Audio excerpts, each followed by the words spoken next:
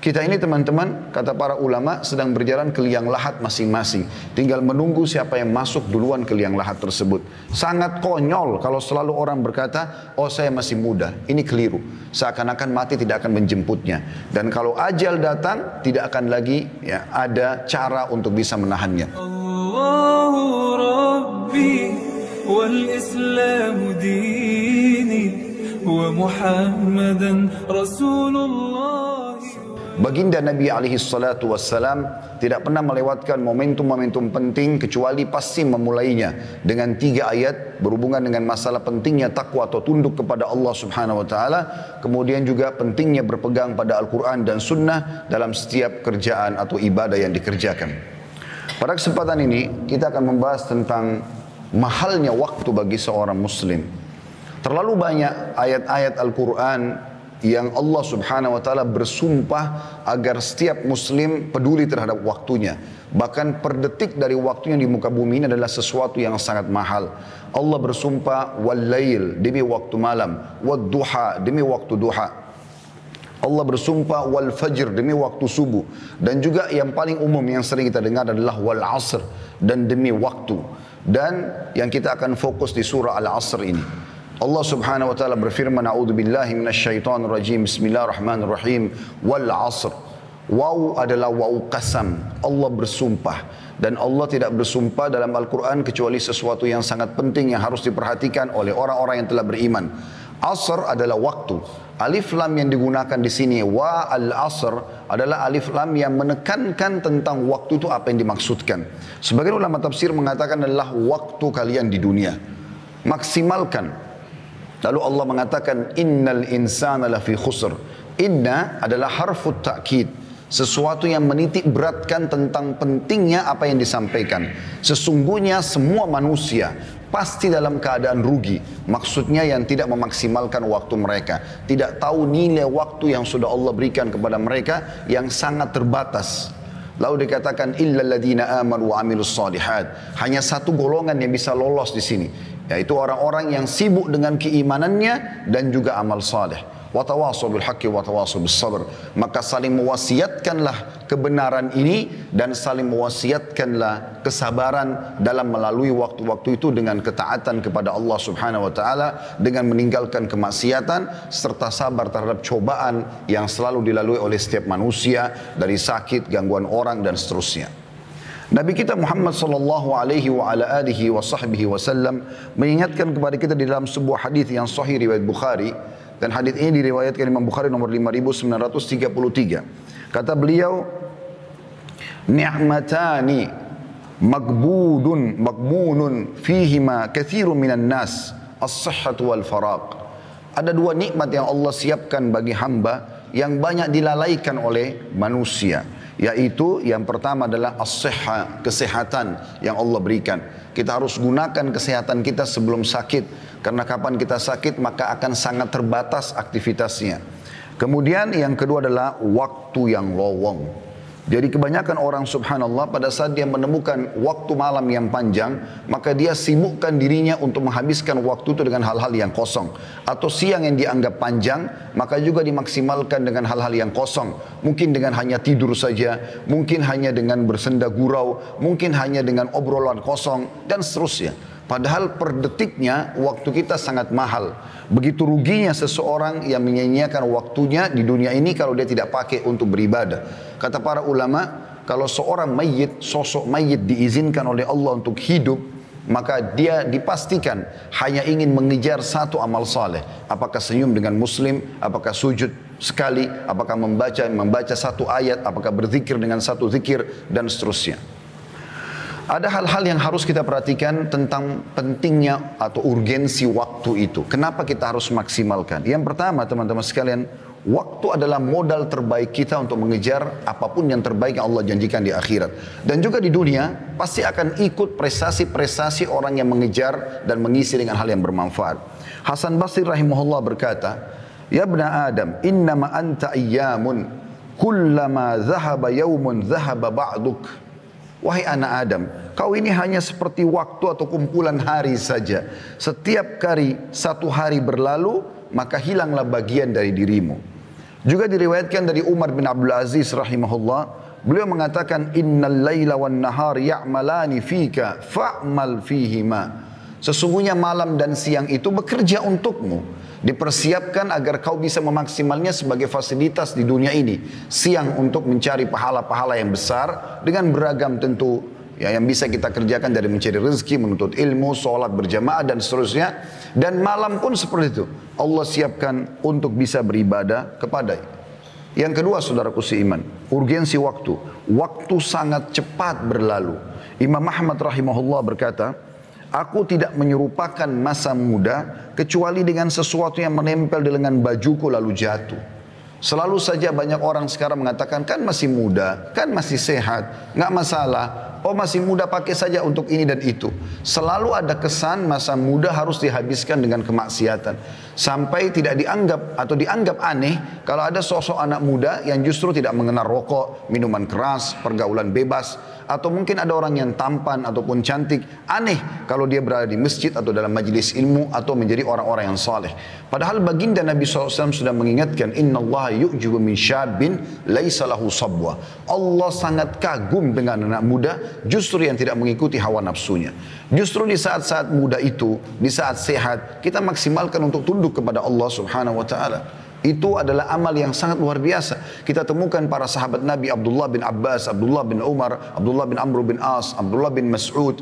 Kemudian banyak sahabat Nabi yang lain seperti Usama bin Zaid, Anas bin Malik, dan yang lainnya. Mereka justru tumbuh dalam ketaatan di masa-masa muda itu. Bagaimana pada saat Nabi SAW mengiklankan untuk perang Badar, justru mereka berada di saf-saf pertama di umur mereka yang masih 7-8 tahun. Dan mereka sengaja berada di depan saf, ya, sebelum orang-orang tua datang agar mereka ditunjuk untuk berperang bersama Nabi SAW. Apakah di zaman sekarang kita temukan ada umat Islam yang siap menghadapi peperangan kalau dipanggil di umur, tidak usah berbicara umur 7-8 tahun. Mungkin di umur 30-40 tahun pun yang sudah mendekati masa-masa dekat kematian, apalagi 50-60 tahun, mungkin mereka masih berpikir beberapa kali untuk membela agama Allah Subhanahu Wa Taala. Ini semua karena tertanamnya keimanan dalam hati mereka. Seorang salaf yang lain bernama Amir bin Abdul Qais rahimahullah berkata, berbicaralah padaku, ada seseorang berkata padanya, berbicaralah padaku supaya aku bisa ambil manfaat darimu. Maka dia ucapkan kalimat yang mungkin harus direnungi baik-baik baru bisa difahami. Dia mengatakan, tahanlah jahannya matahari. Maksudnya, kalau kau bisa menahan waktumu, memaksimalkan waktumu untuk beribadah kepada Allah, maka lakukanlah. Dia bahasakan tahanlah matahari kalau kau mampu. Maksudnya matahari akan selalu terbit, akan selalu terbenam, waktumu akan berlalu. Kalau kau tidak maksimalkan maka akan hilang dari kamu. Juga Hasan Basri rahimahullah pernah mengantar jenazah. Kemudian beliau sambil berzikir kepada Allah. Ditanya oleh seorang anak muda di sebelahnya, kenapa anda sedang berzikir wahai imam? Maka Hasan Basri cuma menasihati mengatakan, berzikirlah karena sungguhnya yang sedang kita antar sekarang sudah tidak bisa berzikir. Maka jangan tiba waktu teman-teman sekalian di mana kita menyesali semua itu. Abul Walid Al-Baji juga berkata rahimahullah, jika aku telah mengetahui dengan sangat yakin bahwa seluruh hidupku di dunia ini seperti 1 jam di akhirat, maka mengapa aku tidak bakhil dengan waktu untuk melakukan perkara yang sia-sia dan hanya kujadikan hidupku di dalam kebaikan dan ketaatan. Seorang ibu di zaman Nabi Nuh AS menangisi anaknya meninggal dunia di umur 60 tahun. Perlu kita garis bawahi, kaum Nabi Nuh AS umurnya ratusan tahun bahkan sampai 1000 tahun. Karena beliau sendiri berdakwah di kaumnya 950 tahun. Ini satu generasi. Maka ada satu ibu, anaknya meninggal di zaman Nabi Nuh AS, umurnya 60 tahun, ibu itu menangisi anaknya. Nabi Nuh AS lewat sambil berkata, kenapa kau menangis hai ibu? Kata ibu itu, anak saya meninggal masih kecil, kasihan, belum bisa merasakan dunia. 60 tahun pada saat itu umurnya. Maka Nabi Nuh AS mengatakan, hai ibu jangan kau tangisi anakmu, karena akan ada nanti kaum manusia seperti kita di akhir zaman, umur mereka yang seperti umur anakmu ini adalah umur yang tertua. Di zaman kita sekarang, kalau sudah 60 tahun kita anggap sudah ubanan, sudah tua, sudah lemah. Di zaman Nabi Nuh AS seperti anak 6 tahun. Apa kata ibu tersebut? Dan ini pesannya. Kata ibu tersebut, demi Allah wahai Nabi Allah, ya, kalau seandainya saya hidup di zaman itu dan Allah cuma memberikan saya 60 tahun, maka saya akan gunakan semuanya untuk sujud kepada Allah. Saya akan sujud 60 tahun, tidak angkat-angkat kepala saya karena saya tahu umur saya cuma itu. Yang ketiga teman-teman sekalian, waktu yang berlalu tidak akan pernah kembali. Perhatikan perkataan Abu Bakar sahabat Nabi yang mulia radhiyallahu anhu, "Inna lillahi haqqan bin nahari la yakbaluhu bil lail wa innahu walillahi haqqun bil lail la yakbaluhu bin nahar." Ketahuilah, kata Abu Bakar, sesungguhnya Allah memiliki hak pada waktu siang hari. Seperti sholat subuh di pagi hari, sholat duhur, sholat Jumat kayak kita sekarang, zikir pagi, sholat duha. Itu tidak Allah terima di waktu malam hari. Kalau kita mau sholat duha di malam hari tidak akan diterima sama Allah. Kalau kita mau sholat duhur di waktu malam hari tidak akan diterima. Ada waktunya ditentukan. Dan Allah memiliki hak pada malam hari dan yang dia tidak akan menerimanya di siang hari. Seperti sholat tahajud, sholat maghrib, sholat isya. Nggak diterima kalau kita kerjakan di waktu duhur misalnya. Maka maksud beliau adalah gunakan, maksimalkan baik-baik dalam ketaatan. Hasan Basri juga berkata dalam masalah ini, beliau menggambarkan tentang para sahabat Nabi, bagaimana mereka sangat luar biasa menjaga waktu-waktu mereka. Adraktu aqwaman kana ahaduhum ashahhu ala umrihi minhu ala darahimihi wa dananirihi. Aku mendapati kaum, maksudnya para sahabat Nabi, mereka lebih pelit dengan waktu mereka daripada dirham dan dinarnya. Umar bin Khattab radhiyallahu anhu diberikan atau dicatatkan atau disenungkan sebuah kisah, saking tidak maunya kehilangan waktunya, kalau beliau tidur di malam hari, maka beliau meletakkan seember air di sebelah ranjangnya dan beliau letakkan tangannya yang sebelah kanan di atas ember air itu, sehingga pada saat beliau tersentuh air tersebut, beliau bangun sholat malam, tidak tidur lagi sampai pagi. Beliau tidak memikirkan lagi berapa menit, berapa jam tidurnya, seperti sebagian orang di antara kita. Oh, saya masih baru 1 jam, oh saya masih baru 2 jam, seakan-akan dia rugi kalau dia harus mendirikan sholat malam. Imam Nawawi rahimahullah meninggal belum 40 tahun umurnya, tapi tidak ada yang tidak mengenal karya tulisnya. Ada banyak buku-buku yang beliau tulis yang luar biasa berkahnya, yang sudah masyhur daripada hadits Arba'in Nawawi, Riyadus Salihin, yang hampir semua umat Islam konsumsi di seluruh dunia sekarang, diterjemahkan dalam sekian bahasa. Apa yang Anda tahu apa yang dia lakukan? Dia selalu kalau mau tidur malam hari, tidurnya sambil berdiri. Beliau sambil berdiri sambil pegang buku dan menyandarkan punggungnya di dinding dan satu kakinya disandarkan di dinding, satunya menopang tubuhnya. Kalau dia terbangun, matanya terbuka, langsung baca buku. Begitu mereka mengisi waktu-waktu mereka dengan hal-hal yang bermanfaat. Yang keempat teman-teman, manusia tidak mengetahui kapan berakhirnya waktu yang diberikan kepadanya. Kita tidak pernah teman-teman mengetahui kapan kita meninggal dunia. Keliru sekali persepsi sebagian orang menganggap dia akan meninggal kalau dia sudah masuk di ICU. Dia akan meninggal kalau sudah ubanan. Dia akan meninggal kalau sudah umur 60 tahun. Bukankah banyak fakta kita lihat di sekitar kita yang meninggal masih bayi, masih anak-anak, masih remaja, belum menikah, ataupun baru menikah, atau baru akan menikah di malam pernikahannya. Banyak sekali kasusnya. Dan Anda pun sama saya seperti itu. Kita ini teman-teman, kata para ulama, sedang berjalan ke liang lahat masing-masing. Tinggal menunggu siapa yang masuk duluan ke liang lahat tersebut. Sangat konyol kalau selalu orang berkata, oh saya masih muda. Ini keliru. Seakan-akan mati tidak akan menjemputnya. Dan kalau ajal datang, tidak akan lagi ada cara untuk bisa menahannya.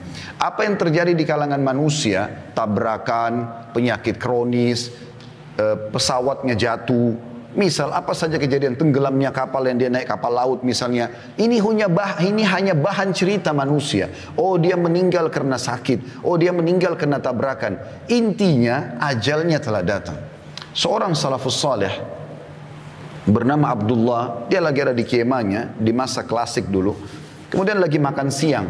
Datang seseorang dengan kecepatan tinggi, menunggangi kudanya sampai debu berterbangan, kemudian turun dari kudanya lalu membuka pintu kemah.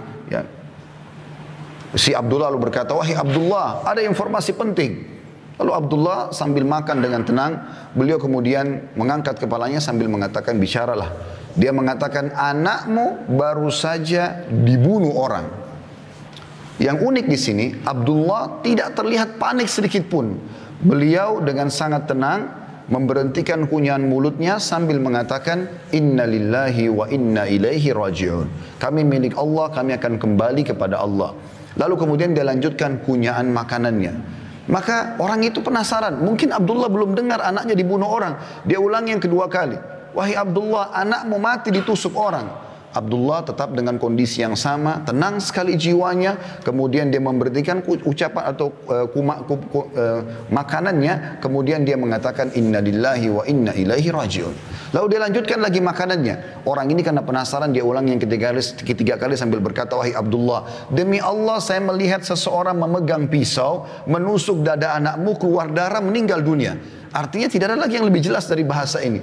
Maka Abdullah tetap sama kondisinya. Memberhentikan punyaan mulutnya. Kemudian dia mengatakan inna lillahi wa inna ilaihi raji'un. Lalu dia kembali makan lagi. Maka orang ini kena penasaran lalu dia mengatakan, wahai Abdullah, jelaskan kepada saya, apa sebenarnya yang sedang ada di benak anda? Kok bisa anak anda dibunuh orang, anda tenang? Maka Abdullah dalam kondisi anaknya dibunuh orang masih bisa tenang dan dia mengatakan, duduklah, saya akan jelaskan kepada kamu. Lalu dia mengatakan, ketahuilah, sesungguhnya anakku meninggal dunia bukan karena tusukan mereka, tetapi karena ajalnya sudah datang. Kalau ajalnya belum datang, walaupun 1000 orang yang menusuknya, dia tidak akan mati. Kalau ajalnya sudah datang, walaupun tidak ditusuk oleh orang, di detik itu, di waktu itu, di tempat itu, dia akan meninggal dunia. Mati bisa datang setiap saat. Bagaimana seseorang di antara kita bisa merasa tenang dan aman, seakan-akan tidak terjadi apa-apa pada dia? Bukankah setiap saat kita bisa jatuh, keseleo? Anda boleh buka di YouTube sesekali mati yang tiba-tiba, tonton. Supaya kita sadar, tidak selamanya harus kita merasa aman. Ya, karena walaupun mati adalah sebuah kebahagiaan bagi orang beriman. Para sahabat Nabi Ridwanullahi alaihim, kalau ada seseorang antara mereka yang mau meninggal dunia, teman-temannya pada datang mengatakan berita gembira untuk kamu. Kok bisa orang mati dikatakan berita gembira? Maka dijelaskan, karena sebentar lagi kau akan bertemu dengan Allah, sebentar lagi kau akan bertemu dengan Rasulullah SAW, sebentar lagi kau akan terima balasan amal solehmu, sebentar lagi kau akan melihat surgamu. Mereka faham itu, tapi memang semasa hidup mereka maksimalkan untuk beribadah kepada Allah SWT, sehingga kematian jadi berita gembira buat mereka. Tapi kalau kita semua masih kurang dengan amal saleh, masih belum taubat, maka ini semua bisa berbahaya bagi dia. Karena kata Nabi SAW, kalau anak Adam meninggal dunia, terputus sumber pahalanya. Kecuali dari 3, yang sudah masyhur, sedekah jariah, ilmu yang bermanfaat, atau anak saleh yang mendoakan. Artinya, akan ada orang-orang yang bisa bertambah amalnya, tapi itu dibantu oleh orang lain, atau dia sudah menjadikan aset selama dia hidup. Ada kisah unik di Saudi beberapa waktu yang lalu. Seorang kaya raya, luar biasa peninggalan hartanya, ya. Seingat saya bisa bernilai sampai puluhan miliar uang itu, atau ratusan miliar uang yang ditinggalkan sama dia. Tapi dia karena selalu sibuk dengan bisnis sampai tidak sempat menikah, dan dia jauh dari kerabatnya. Ya, dia selalu memblokir dirinya tidak bertemu dengan kerabatnya. Intinya pada saat dia meninggal dunia, pemerintah Saudi, tepatnya pengadilan, itu menahan hartanya semua dan mencari tahu mana ahli warisnya. Ditemukan hanya ada 3 ahli waris pada saat itu, dan ini sepupu yang jauh, karena sudah tidak ada kerabatnya. Orang tuanya sudah meninggal, pamannya sudah meninggal semua. Tinggal ada 3 orang sepupunya dipanggil, dan mereka orang-orang susah. Pada saat datang ke pengadilan, ketiganya berkata kepada hakim pada saat itu, ada apa kami diundang? Ada pelanggaran kami lakukan? Kata hakim, tidak. Apakah kalian mengenal si fulan? Keluarganya meninggal tadi yang orang kaya. Mereka bilang, iya, kami tahu dia, tapi mereka belum tahu kalau meninggal. Iya, kami tahu, cuman dia selalu menjaga jarak, tidak silaturahim dengan kami, tidak membantu kami tidak tahu beritanya. Kata hakim, dia baru saja meninggal dunia, dan dia meninggalkan harta yang sangat banyak. Saya tidak temukan, atau kami tidak temukan ahli waris kecuali kalian bertiga. Maka pada saat itu pun ditandatangani, mereka mendapatkan warisan yang tadinya miskin, langsung dapat puluhan miliar satu orang, tiba-tiba menjadi kaya raya gitu. Maka setelah itu mereka sudah mau keluar dari pengadilan, kata hakimnya, saya ingin memberikan ide sebentar. Ini pelajaran yang kita ambil. Saya ingin berikan ide kepada kalian.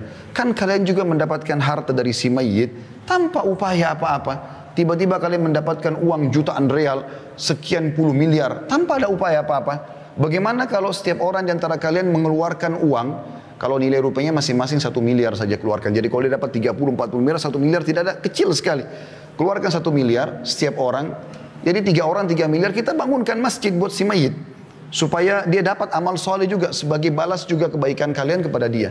Apa jawaban ketiga? Jadi ini kisah nyata teman-teman sekalian, ini bukan direkayasa. Ini jawaban bagi orang yang selalu berharap nanti ahli warisnya akan berbuat amal soleh buat dia, sehingga dia tidak banyakkan amal selama dia hidup. Ini kekeliruan. Belum tentu ahli waris kita mau berbuat baik buat kita. Mungkin pun kalau dia doakan sebulan sekali. Saya tanya jujur teman-teman sekalian hadir di sini, berapa kali anda doakan kaki anda dalam sehari? Berapa kali anda doakan kerabat anda yang sudah meninggal? Sebulan sekali kah? Setahun sekali kah? Awal kita meninggal hari pertama, hari kedua, hari ketiga, hari ke-10, 1 bulan, 1 tahun masih dikenang. Setelah itu akan dilupakan. Maka yang tertinggal adalah amal yang Anda kerjakan. Apa kata kerabat yang pertama? Dia mengatakan, saya punya utang banyak, saya mau lunasi. Ini cuma alasan, dia tidak mau bersedekah untuk si mayit, pemilik harta yang sebenarnya. Kemudian yang kedua juga mengatakan, saya sudah lama hidup susah, saya ingin hidup senang sekarang. Maksudnya saya tidak akan memberikan uang untuk bangun masjid itu. Dan kisah yang ketiga, ini yang jadi pelajaran kita, orang ketiga mengatakan, hai hakim, orang ini semasa hidup, kenapa dia tidak bangun masjid buat dirinya? Kenapa sekarang kami ahli waris yang harus membangun? Walaupun orang ini juga buruk karena tidak mau bersedekah, tapi kita ambil pelajaran dari situ. Ternyata amal-amal soleh yang terbaik adalah yang kita tanamkan sendiri selama kita hidup. Kalau kita berharap setelah kita meninggal ada yang berbuat amal soleh, itu sangat kecil sekali persentase yang bisa kita dapatkan. Kalaupun yang mengenang kita anak-anak, Allahu a'lam cucu-cucu dan cicit kita apakah masih mengenang kita atau tidak. Maka maksimalkan saudaraku seiman. Itulah sebabnya Hasan Basri mengatakan, Ibna Adam, iyyaka wat taswifa fa innaka biyaumika walasta bighadin fa in yakun ghadin fa in yaku ghadin laka fakun fi ghadin kama kunta fil yaumi wa illa yakun laka lam tandam ala ma faradta fil yaum.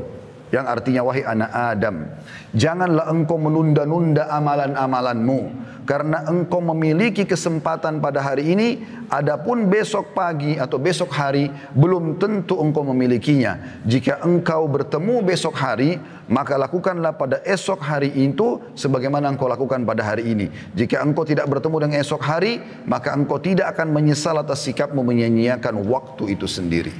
Oleh karena itu teman-teman sekalian, kita harus memaksimalkan waktu. Tentu saya berharap agar Allah subhanahu wa ta'ala menjadikan saya orang pertama melaksanakan, bukan cuma mengucapkan tentunya, dan wasiat dalam masalah ini sangat banyak. Intinya kita memaksimalkan waktu kita dengan amal soleh, dan untuk meninggalkan kemaksiatan tidak butuh energi khusus, tapi cukup sibukkan diri dengan amal soleh, kita akan jauh dari kemaksiatan. Aku qauli hadza, saya sudah mengucapkan perkataan saya ini, wa astaghfirullah li wa lakum, dan saya beristighfar kepada Allah, mengajak jemaah istighfar kepada Allah, fastaghfiruhu innahu wal ghafurur rahim. Istighfarlah, sungguhnya Dia Maha Pengampun juga Maha Pengasih.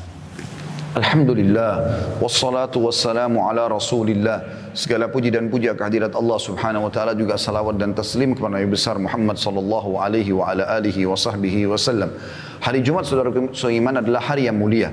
Nabi SAW mengatakan hari Jumat adalah hari yang terbaik semenjak diterbitkannya matahari. Dan pada hari itu Nabi Adam AS diciptakan, hari itu diturunkan ke bumi, dan hari itu juga Nabi Adam AS meninggal, dan tidak akan terjadi kiamat kecuali di hari Jumat. Nah, hari Jumat ada waktu mustajab doa. Ada 2 riwayat yang menjelaskan masalah itu. Riwayat pertama dari riwayat Imam Muslim, kata Nabi SAW, hari Jumat ada waktu di mana diterima doa kaum muslimin, dan fokuslah pada saat khatib berada di khutbah kedua sampai diiqamahkan solat. Makanya semua khatib berdoa di khutbah kedua. Kemudian hadis yang kedua riwayat An-Nasai, kata Nabi SAW, Jumat adalah 12 waktu. Kalau kita sekarang mungkin 12 jam dari subuh sampai maghrib. Tidak ada seorang muslim pun yang berdoa di 12 waktu itu kecuali diijabah sama Allah, dan fokuslah selepas asar sampai terbenam matahari. Maka jangan kita sisakan 2 waktu ini, mari kita hadirkan hati dan fikiran kita untuk berdoa kepada Allah subhanahu wa ta'ala. Semoga Allah ijabah permohonan kita. Alhamdulillahirabbil alamin. Kami memuji-Mu ya Allah sebagaimana layak Kau dipuji sebagai pencipta, dan kami mengucapkan salam hormat kami kepada Nabi Muhammad sallallahu alaihi wa ala alihi wa sahbihi wasallam, sebagaimana Engkau telah mengucapkan salam hormat kepadanya bersama para malaikat-Mu, dan juga sampai Kau terima salawat itu dari kami.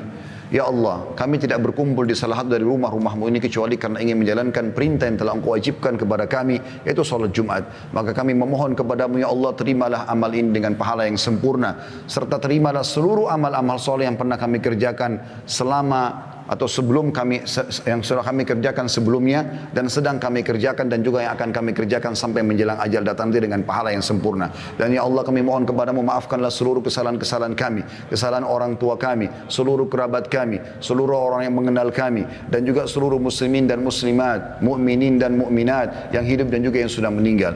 Ya Allah, jadikanlah negara kami Indonesia negara yang aman, tentram, damai, seluruh umat Islam di bawah naungan ukhuwah Islamiyah. Angkatlah perselisihan di antara mereka, dan dalam hal ibadah kembalikanlah mereka kepada Al-Quran dan Sunnah. Dan ya Allah, tolonglah saudara-saudara kami di Palestina, di Syria, di Yaman, di Irak, di Myanmar, di Ahsa, di Libanon yang sedang tersiksa dan tertindas. Ya Allah, ikhlaskan niat mereka, terima para syuhada mereka, mulakan Islam di tangan mereka dan tangan kami semua, serta ikut sertakan kami bersama mereka di pahala, baik dengan doa, dengan harta, juga dengan jiwa kami. Dan ya Allah, satukanlah kami di surga Firdausmu tanpa hisab, mana Engkau satukan kami dalam majlis Jumat yang mulia ini. Rabbana atina fid dunya hasanah, ya Allah berikanlah kami semua kebaikan di dunia, wa fil akhirati hasanah, dan semua kebaikan juga di akhirat, wa qina adzabannar, dan selamatkan kami dari api neraka, wa adkhilnal jannata ma'al abrar, dan masukkanlah kami ke dalam surga bersama dengan orang-orang yang patuh. Ya Azizu ya Ghaffar, wahai zat yang maha mulia dan juga maha pengampun. Ya Rabbal alamin, wahai Tuhan alam semesta. Wa sallallahu ala nabiyina Muhammadin walhamdulillahi rabbil alamin. Inna Allah ya'muru bil adli wal ihsan. Allah menyuruh kita agar berbuat keadilan dan kebaikan. Wa yanha 'anil fahsya'i wal munkari wal baghi. Allah larang perbuatan keji, maksiat dan pelanggaran-pelanggaran. Ya'idzukum la'allakum tadhakkarun. Itu peringatan dari Allah, jadikan sebagai prinsip hidup kalian. Fadhkurullahal 'azima yadhkurkum. Ingatlah selalu Allah, patuh kepadanya, tinggalkan larangannya, maka dia akan ingat kalian. Washkuruhu 'ala niham yazidkum. Syukuri nikmatnya, dia pasti akan tambah. Wala dzikrullahi akbar. Mengingat Allah adalah amal yang paling besar. Wa aqimis shalah, dan dirikanlah salat.